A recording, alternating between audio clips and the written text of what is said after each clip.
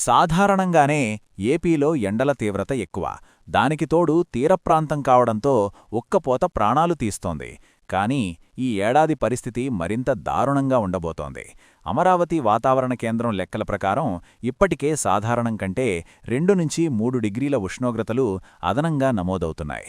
ముఖ్యంగా కృష్ణా, గుంటూరు, పల్నాడు, ప్రకాశం జిల్లాల ప్రజలు అప్రమత్తంగా ఉండాలి. రాయలసీమలో అనంతపురం, కర్నూలు, కడప జిల్లాల్లో సెగలు పుడుతున్నాయి.